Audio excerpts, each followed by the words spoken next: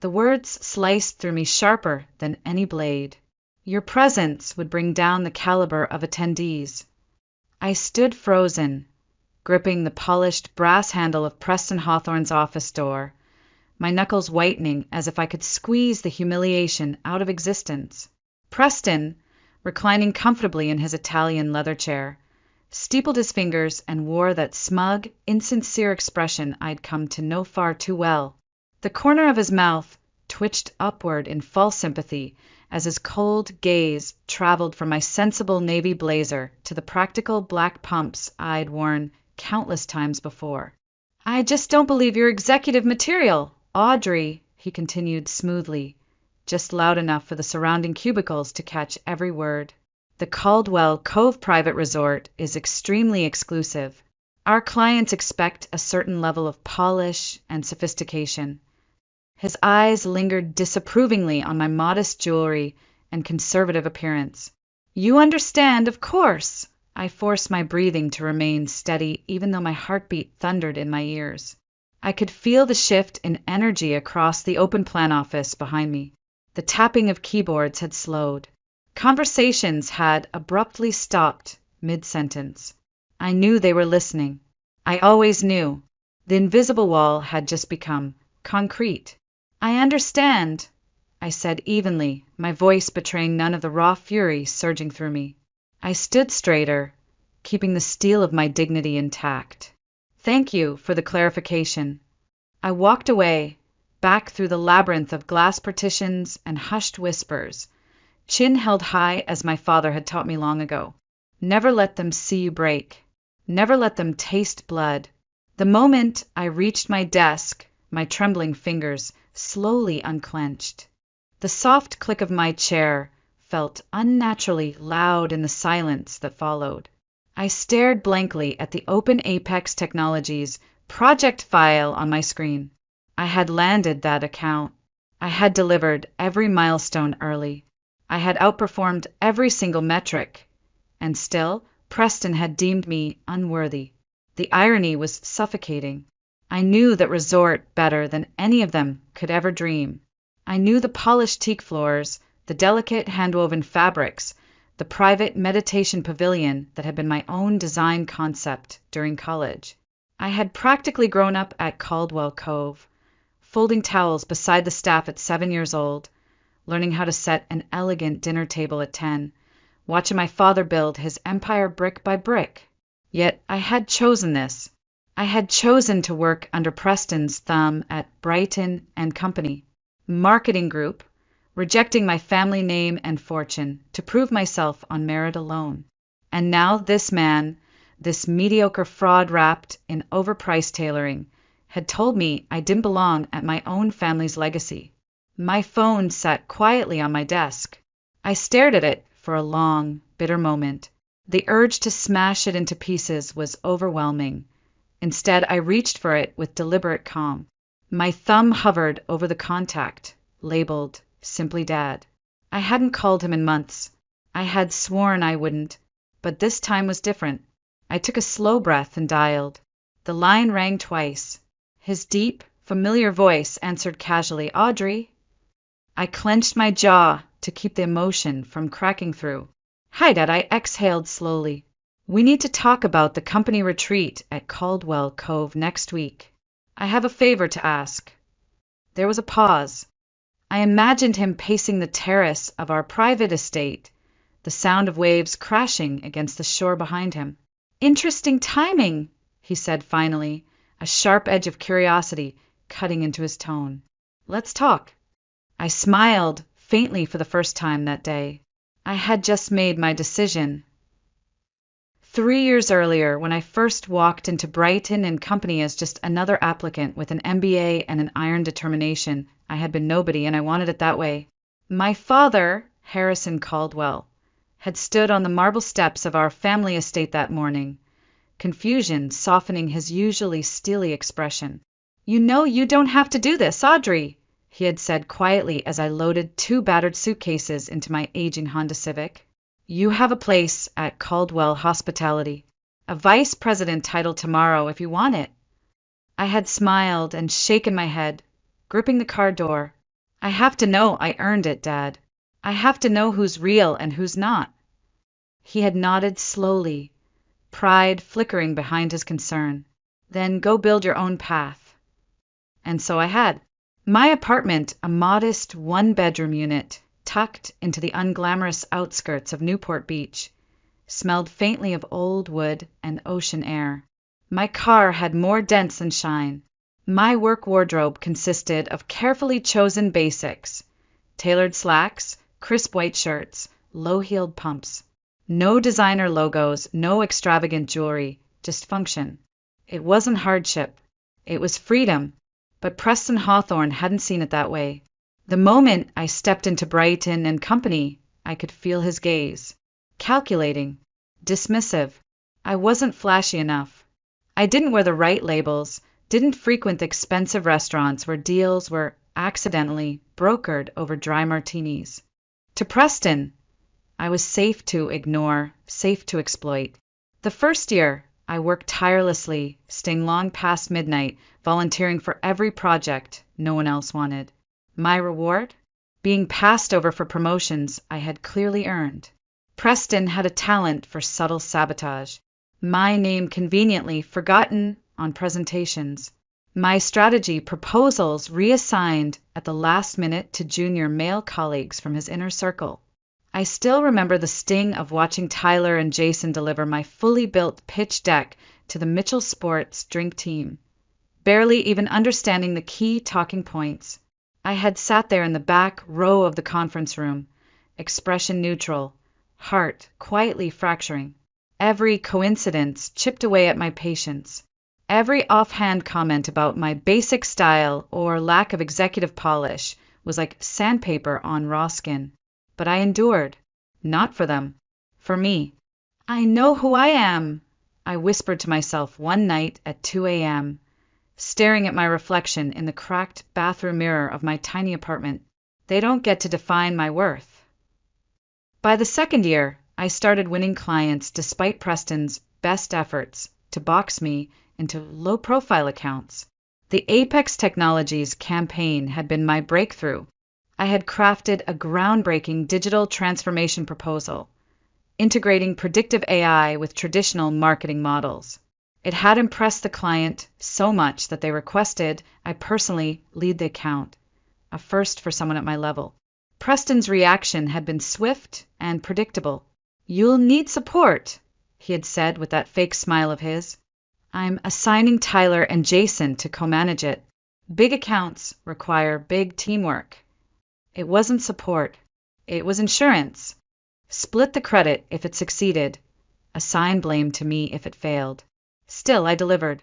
The internal email from Margot Evans, the new VP of Client Relations, had been the first real validation I had received in months. "Can you drop by at 4? I want to discuss your thinking on Apex." Brilliant work. Emmy. For 30 golden minutes in her office, we had discussed real ideas without politics, without posturing. I had walked back to my desk that day feeling something dangerous, hope, but it hadn't lasted long. Preston noticed instantly. His eyes had narrowed as Margot praised my insights. His grip on his empire and on me had slipped ever so slightly. I had known then, even as I sat typing follow-up notes, that the backlash would be brutal. I wasn't wrong. When the company-wide email about the upcoming executive retreat at Caldwell Cove landed in my inbox 2 weeks later, my name was missing. Omitted, despite my role leading the highest profile account Brighton and Company had landed that quarter. That omission had been deliberate. And now, 3 years after I first walked through those glass doors, it had all come full circle. I stared out at the late afternoon haze beyond my office window, the horizon blurring into soft gold. "Enough," I whispered. It was time to stop hiding. Time to remind Preston Hawthorne and the world exactly whose name was carved into the foundation stone of Caldwell Cove Private Resort. The apartment felt smaller than usual that night, as though the walls had shifted, closing in around me with the weight of humiliation. I kicked off my plain black pumps and let them tumble noisily to the floor. My uninspired navy blazer followed, draped unceremoniously over the back of a worn dining chair. The same chair I had bought secondhand during graduate school. I poured myself 2 fingers of the 30-year-old Macallan my father had given me last Christmas, the one luxury I allowed myself in private. The amber liquid burned smoothly down my throat, chasing away the bitter taste of Preston's words. The apartment was silent except for the distant sound of traffic and the rhythmic crash of waves from the nearby shoreline. I stared out the window toward the Pacific. A horizon I had once dreamed represented endless opportunity. Tonight it mocked me. The clock on the wall read 9:31 p.m. My phone lay untouched on the kitchen counter, screen dark. I hadn't called my father in months, determined to maintain distance, to prove that I could do this on my own, without his shadow looming over my choices. I stared at it, the internal war raging. Finally, I picked it up with deliberate calm, scrolled to the contact labeled Dad. My thumb hovered for only a moment before I pressed call. 2 rings. Audrey. His voice was warm, familiar, with that unmistakable edge of control and calculation that had built an empire from nothing. I swallowed hard. My words came out quieter than I intended. Hi, Dad. I hesitated, suddenly unsure. We need to talk about the company retreat at Caldwell Cove next week. I have a favor to ask. There was a long pause. I imagined him standing on the terrace of our family's estate, dark suit jacket over one shoulder, staring out at the same vast ocean I now faced alone. The soft crash of waves echoed faintly through the line. Interesting timing, he said at last, his tone shifting from casual to sharp. You've avoided mixing work and family for 3 years. What changed? I closed my eyes for a moment, inhaling deeply before I answered. I've tried to do this my way, on my terms. I still want that, but I've been pushed too far. Another pause. I could almost hear the gears turning in his head. I see. His voice softened slightly. What do you need? I smiled, faintly despite myself. The presidential villa, and Carlos needs to know I'm coming. But I don't want you to interfere directly. No phone calls. No warnings. Let me handle the reveal my way. There was silence again, then a deep, satisfied chuckle. The presidential villa? You always did have impeccable taste. That's a $25,000 per night booking, you know. Precisely. I heard the rustle of papers, the clicking of a keyboard on his end. You realize you could have had this company at 25, Audrey. I offered. I know. And yet here we are, he sighed heavily. Fine. Carlos will prepare everything to your specifications. You have my word. Relief washed over me. Thank you, Dad. His voice warmed again with quiet pride. You're finally playing to win, sweetheart. About time. Call me after your all-hands meeting tomorrow. We'll finalize the arrangements. Will do. I ended the call and stared out at the dark ocean once more, the weight in my chest lightening for the first time all day. The familiar rhythm of waves calmed me. This wasn't about revenge for the sake of ego. It was about restoring my dignity on my terms at my family's resort. I drained the last sip of whiskey and whispered to the empty room. Let the games begin. Tuesday morning greeted me with cruel precision. I was seated at my desk by 7:30 a.m., an hour before most of my colleagues even began drifting in. The building's tall windows framed the Newport Beach skyline under a pale, washed-out sky. At exactly 7:55 a.m., my phone vibrated across the desk. A simple text from Dad, jet-fueled and waiting. Presidential villa confirmed. Carlos sends his regards. I smiled slightly, allowing myself the smallest moment of satisfaction. But the day ahead belonged to the farce I had lived for 3 years, the carefully choreographed circus of Brighton and Company. By 9:30 a.m., the office buzzed with the usual caffeine-fueled urgency. I spotted Preston in his usual stance at the center of the open floor, surrounded by Tyler, Jason, and the rest of his chosen circle. His voice carried easily across the partition space. Snorkeling first or sailing? Preston mused dramatically, waving a glossy travel brochure from Caldwell Cove Resort. Maybe I'll do both. Tough life. He paused deliberately as I walked past.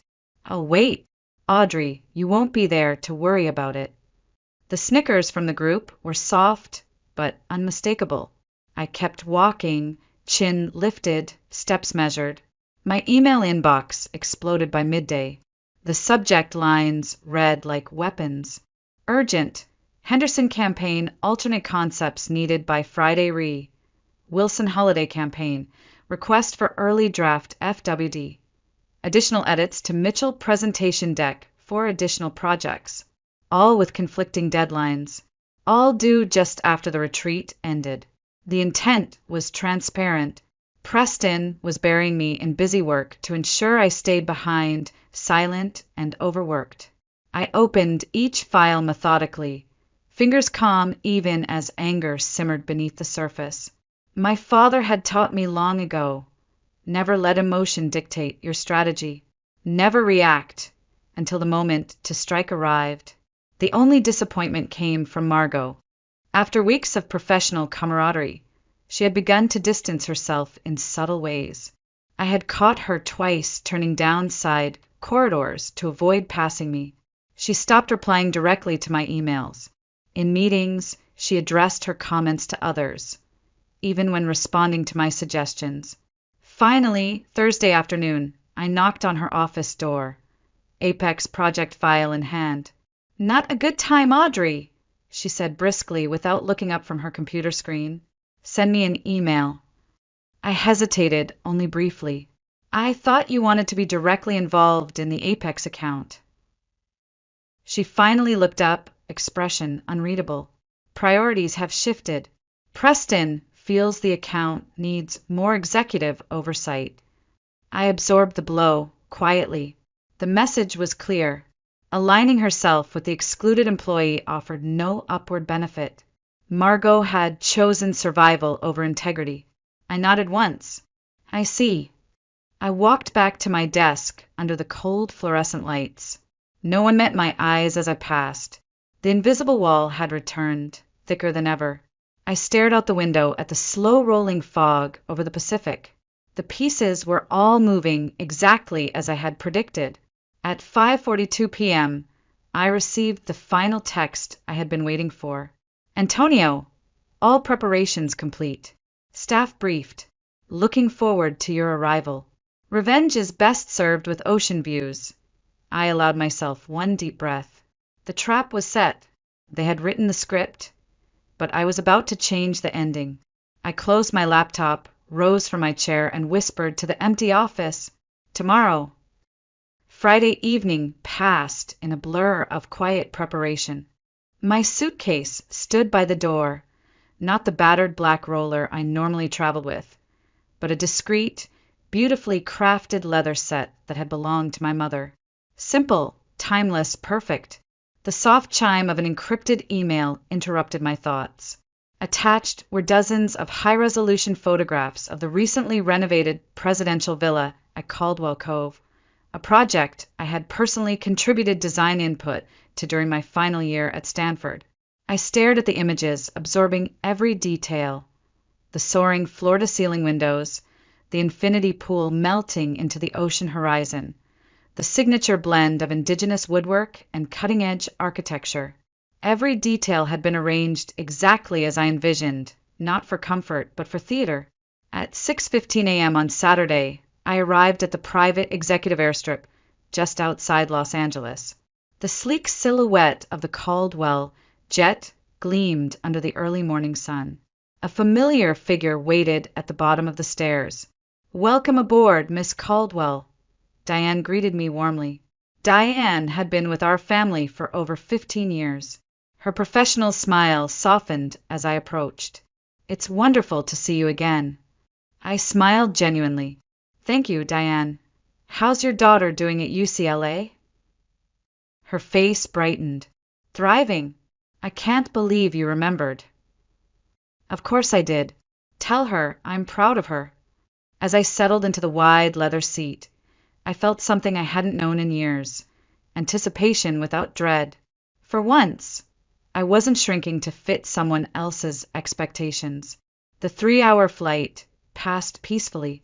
Instead of my usual business uniform, I wore a simple white linen shift dress paired with understated gold sandals and my mother's sapphire pendant, the exact shade of Caldwell Cove's signature blue. Elegant but not flashy, unmistakably belonging. The jet touched down smoothly on the island's private landing strip at exactly 10:02 a.m. The Caribbean sun was already high, casting sharp shadows across the manicured grounds. Antonio Ramirez stood waiting at the bottom of the steps, arms crossed, wearing his customary tailored resort whites. His broad smile broke into genuine warmth as I descended. "Little Audrey Caldwell," he said fondly, before stepping back and offering me his arm. "Though you're not so little anymore. Your father tells me you've become quite the marketing genius." I laughed softly. Hardly a genius, just underestimated a powerful combination. He led me toward the waiting golf cart. "Tell me exactly how you want this to unfold." I handed him a folded photo of Preston. "This man is the one to watch. I want it subtle, Antonio. No drama. No one loses a job. This isn't about destruction. It's about recalibration." Antonio nodded, a mischievous sparkle dancing in his eyes. "Understood. Though your father sounded quite disappointed when I explained he couldn't have this Preston accidentally lose his luggage in the ocean." We shared a knowing laugh.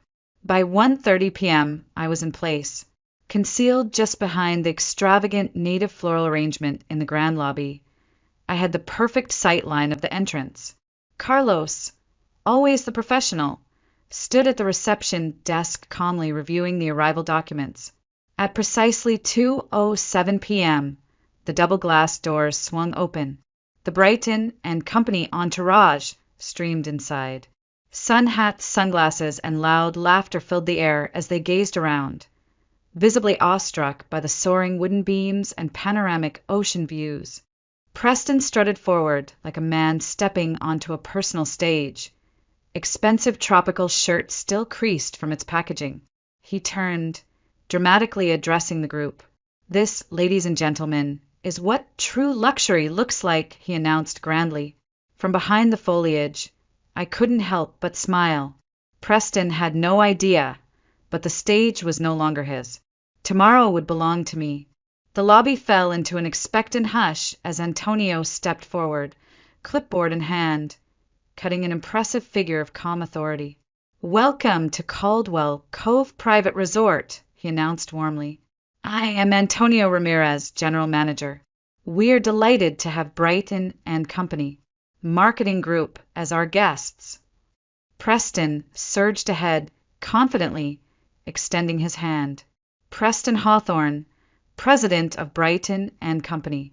I believe my assistant confirmed our arrangements for the executive ocean villas." Antonio accepted the handshake with polite indifference. "Indeed, Mr. Hawthorne. However, there has been a change." Preston blinked, his confident facade cracking ever so slightly. "A change?"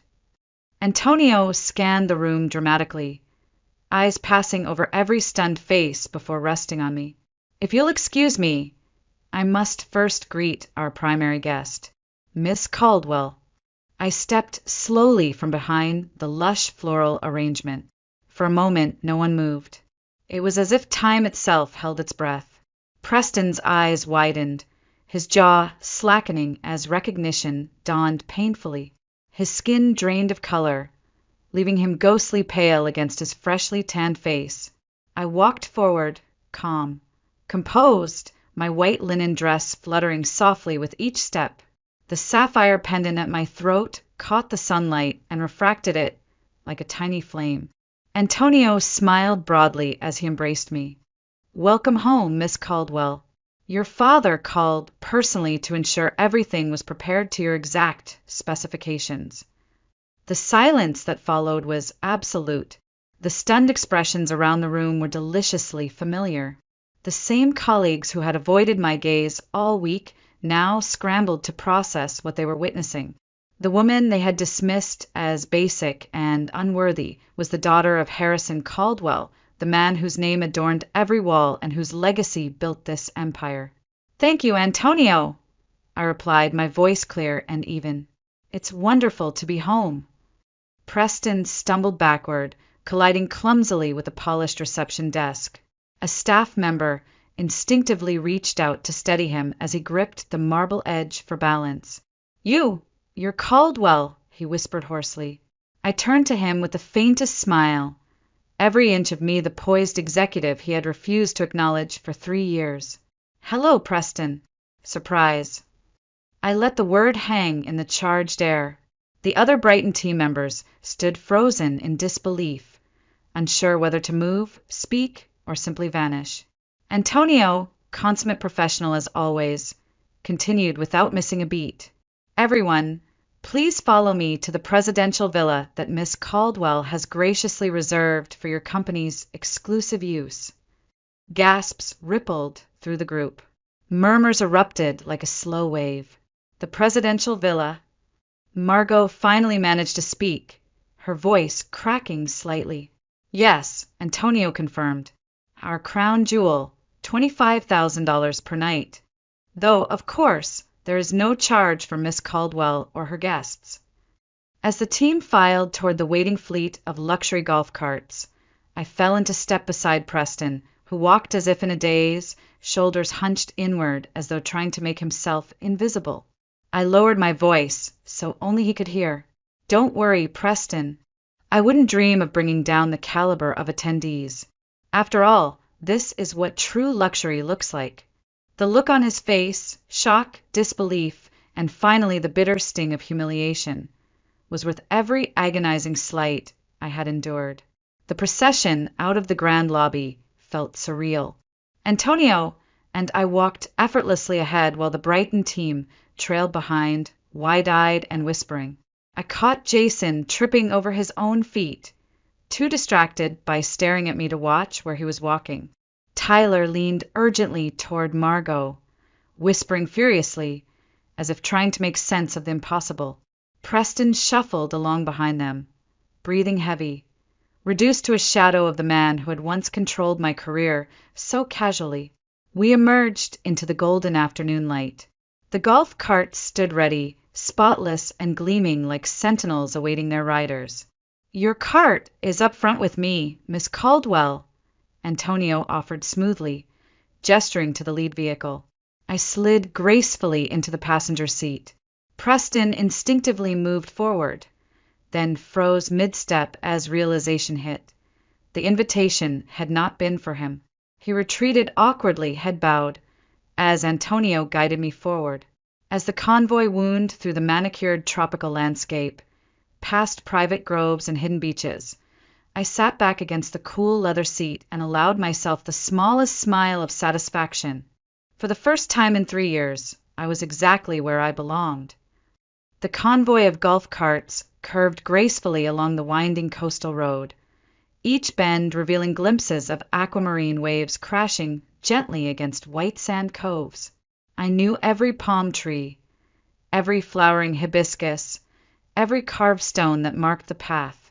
I had helped plan this resort as a teenager. They were walking through my legacy, even if they didn't know it yet. As we approached the presidential villa, the structure emerged like a vision from a dream.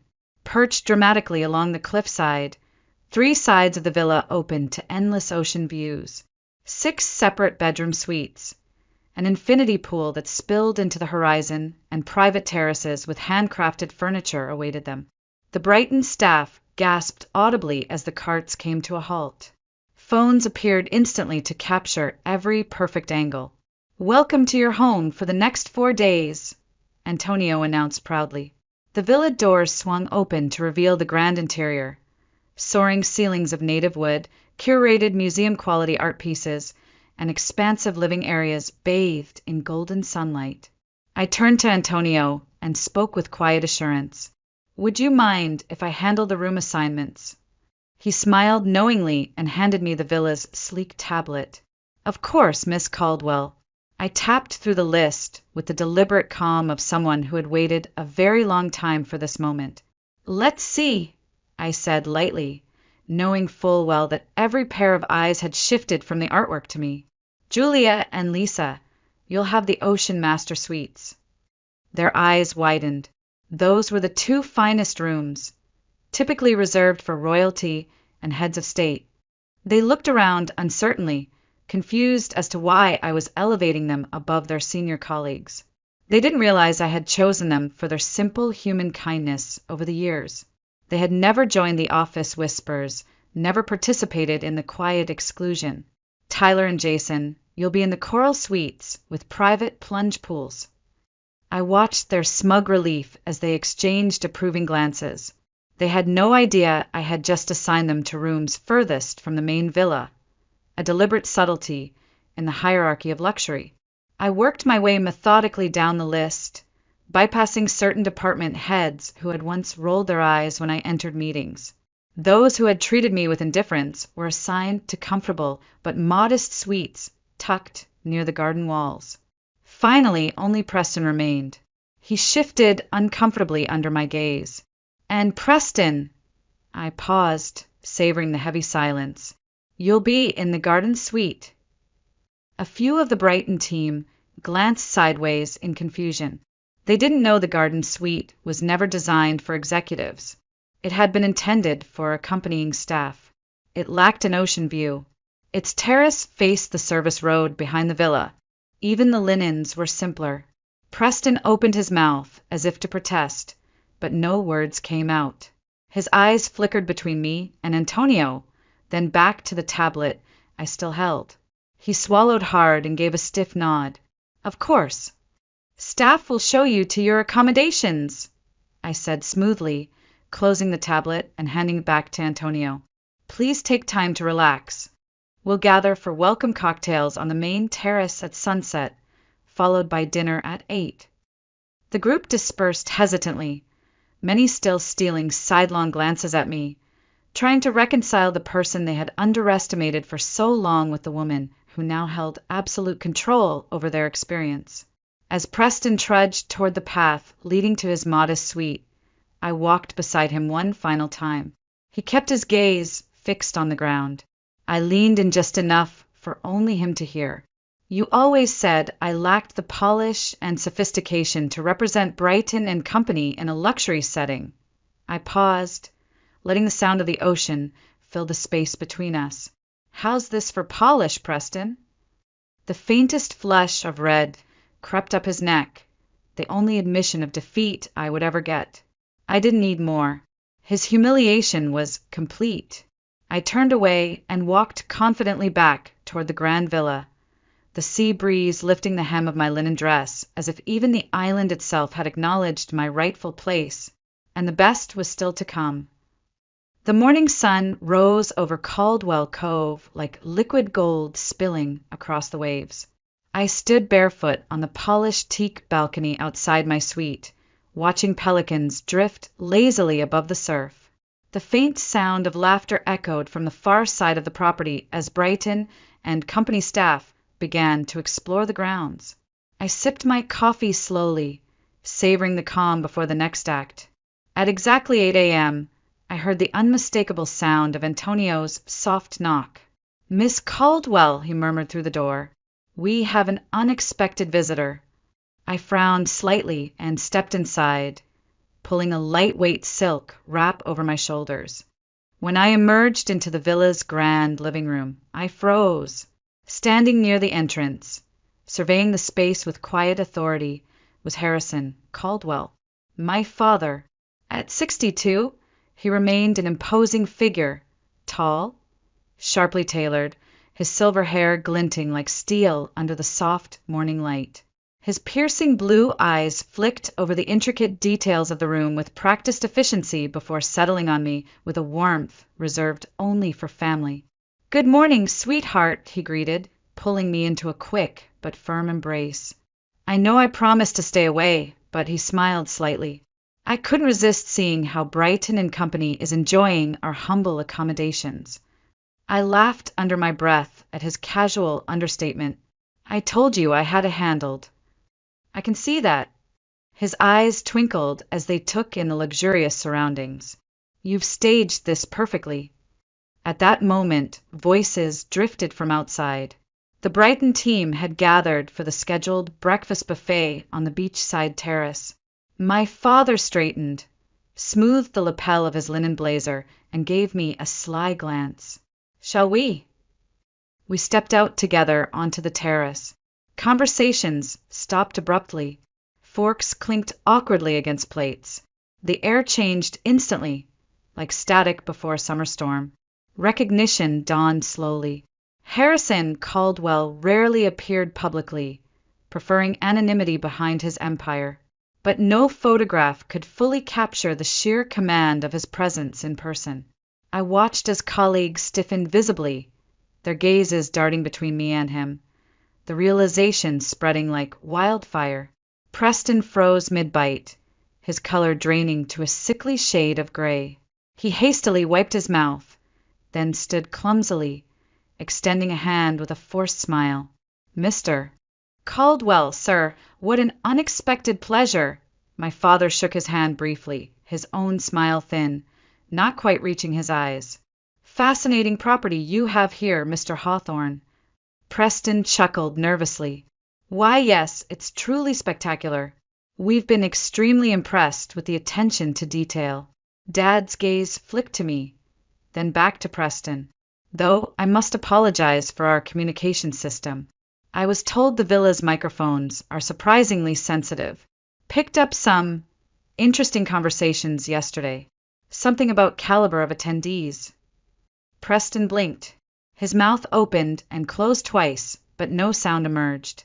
A thin sheen of sweat began to form at his temples. I kept my expression carefully neutral, even as I fought the urge to smile. My father was bluffing. Our privacy protocols were ironclad. But Preston didn't know that, and terror flickered unmistakably behind his eyes. Dad turned away smoothly, as if bored already. Well, I'm intruding. Please enjoy your breakfast. He squeezed my shoulder affectionately as he walked back toward the villa. You're running this show, Audrey. I'm just here for the view. As I sat down at the long communal table, I could feel the shift. Where only yesterday I had been the invisible outsider, suddenly chairs were being pulled back for me. Voices softened deferentially as they addressed me directly. Even the most oblivious of my colleagues could no longer deny the truth. Preston, meanwhile, sat rigidly at the far end of the table, barely able to meet anyone's eyes, a hollow shell of the man who had once wielded absolute control. The sun climbed higher in the cloudless sky, casting shimmering reflections across the infinity pool and the glass windows behind us. And I knew, deep in my bones, that the best part of my performance was still to come. The heat of the afternoon sun softened into warm amber as I stood on the quiet stretch of private beach that curved like a crescent beneath the cliffs. Waves rolled in lazily, brushing against the pale sand and retreating with soft whispers. I waited, folder in hand. In the distance, I spotted Preston, standing stiffly at the water's edge, shoulders hunched, eyes staring blankly at the endless horizon. His entire body language screamed defeat. I approached silently, the fine sand shifting under my bare feet. Only when I stood a few feet away did he seem to register my presence. He turned slowly, face pale and drawn, lips pressed into a hard line. Beautiful view, I said softly, joining him to stare at the water. He flinched at the sound of my voice. Yes, he murmured. Beautiful. I extended the folder toward him without ceremony. I believe you should review these. Confused, he took the file and opened it hesitantly. His eyes scanned the neatly organized documentation. Emails, meeting notes, timelines, presentation decks with mysteriously missing credits. Page after page of subtle undermining, reassignments, exclusion tactics, and comments thinly veiled as professional feedback. I watched the color drain from his face with each passing page. His hands began to tremble. I could present this to the board, I said evenly, or file a formal complaint with HR. Both would be devastating for you, and frankly, completely justified.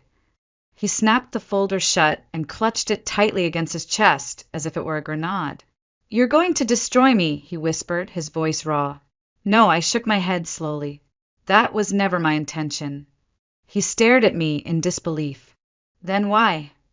Because revenge, as satisfying as it might be in the moment, doesn't build anything lasting.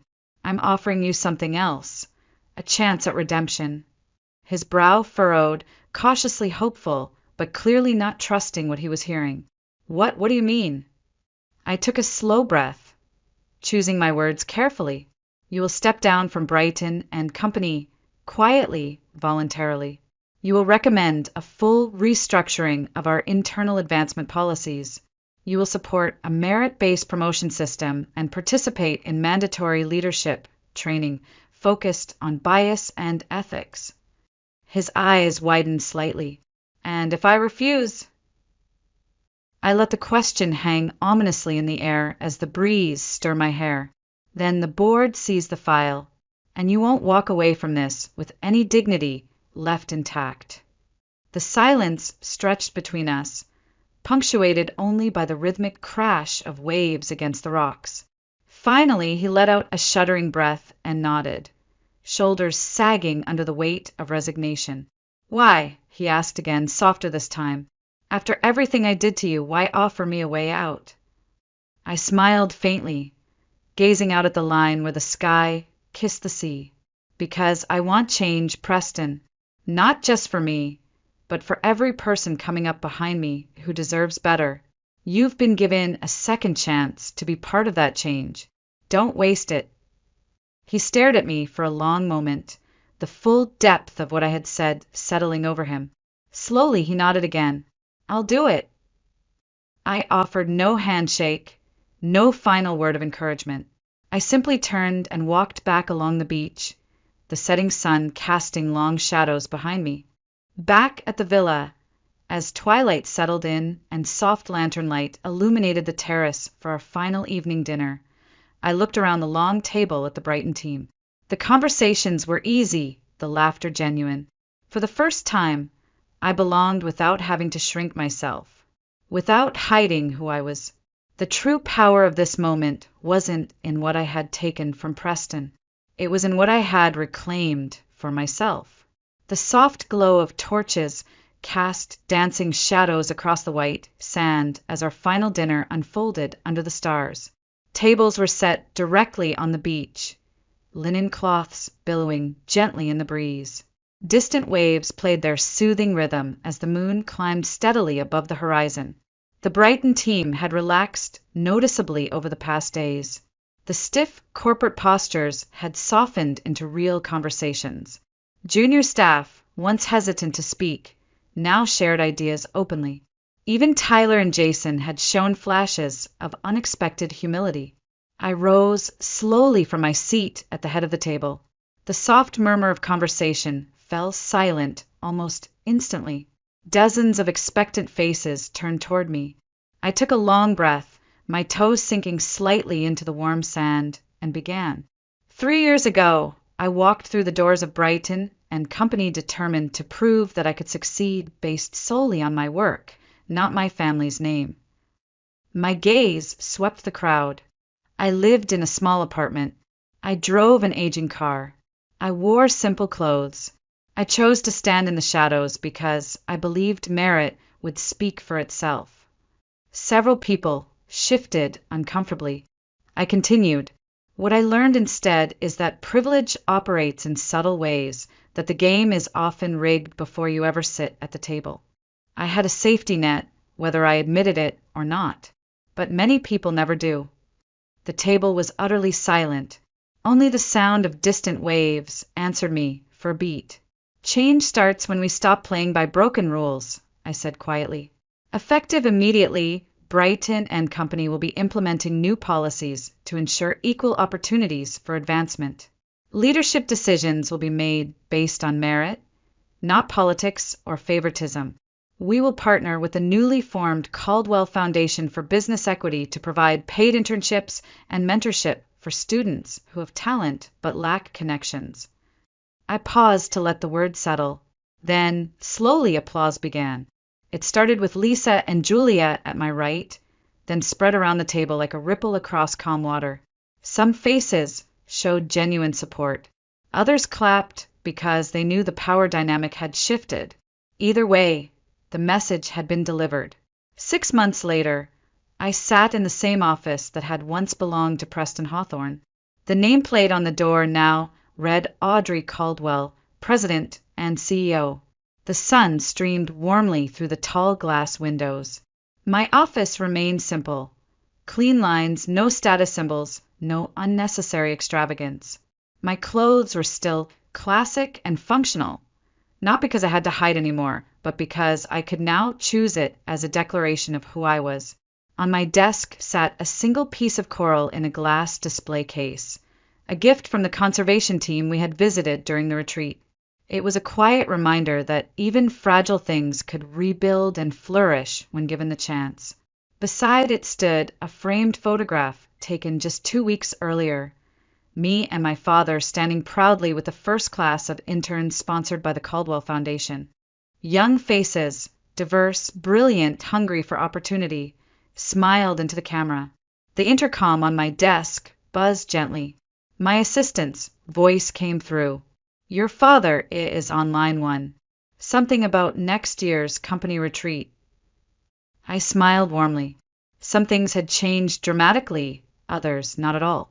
I lifted the receiver and leaned back in my chair, staring out over the same Pacific horizon that had once mocked me and now welcomed me home. "Hi, Dad," I said softly. "I was just thinking about you."